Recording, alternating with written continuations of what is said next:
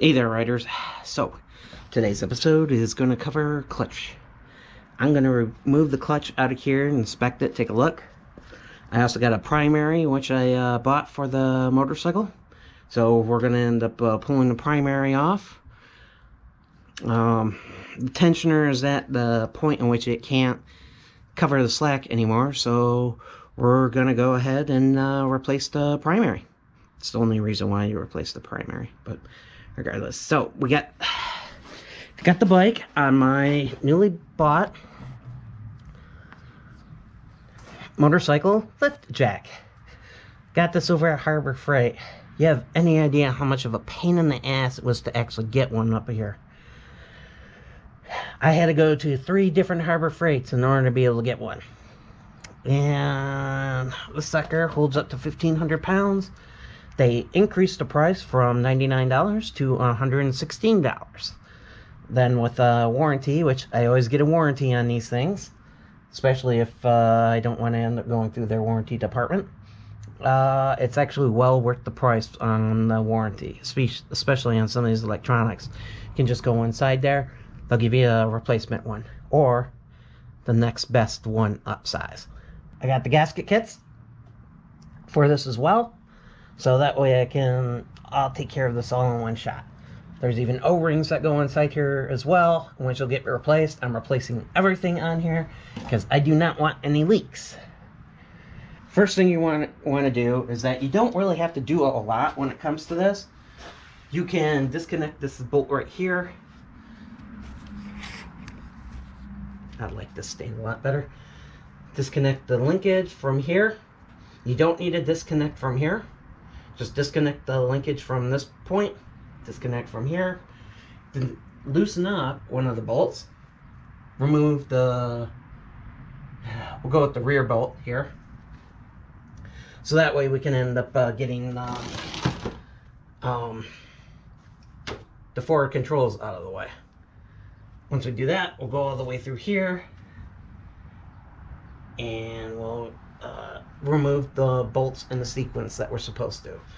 My understanding is you first loosen this one up, then the bottom one, then this one, and I believe that you remove the other one right here, and then you start up at the top and go in the entire clockwise position.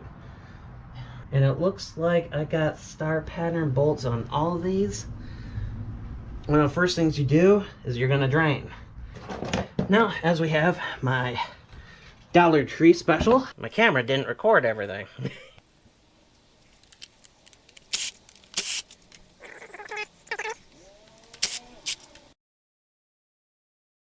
These particular screws end up taking a T27 bit.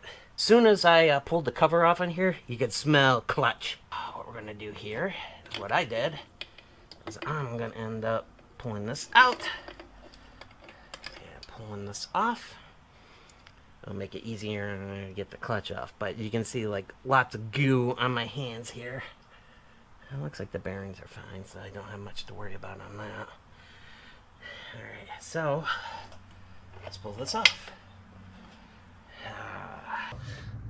Got my compressor. I'll leave a link on there. My clutch compressor. But pretty much what you're trying to do is get this retaining ring off of here. Pretty much what I used was 11/16. Pull this down and get it as far as in which I can go. Once I did that, make sure that I had plenty of room in which I'd be able to move the retaining ring here. Because I do not have a tool for this. Lift up. You do not want to break the little ears off of here, otherwise you gotta go over to Harley Davidson and purchase it and spend a bunch of money. You can let it slip inside here if you want, but now that it's out of underneath pressure, got the retaining ring off of there, and as you can see, got it off. Now we got the clutch basket. Now you can see the clutches. Look at these things. With a pick, start going through. Take a look.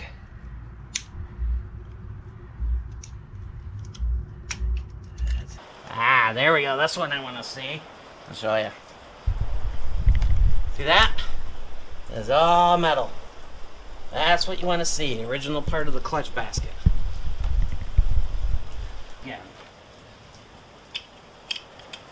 Friction. Yeah. So now, with all that on there, we just assemble it back in reverse. So now, I'll put you on. Oh yeah, that's it. Where's your daddy? Undo you first. Alright, so that's where we're going to leave it.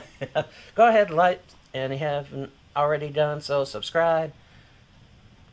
Click that notification button. I release videos now every Sunday. And until next time, ride safe, and I'll see you on the next ride.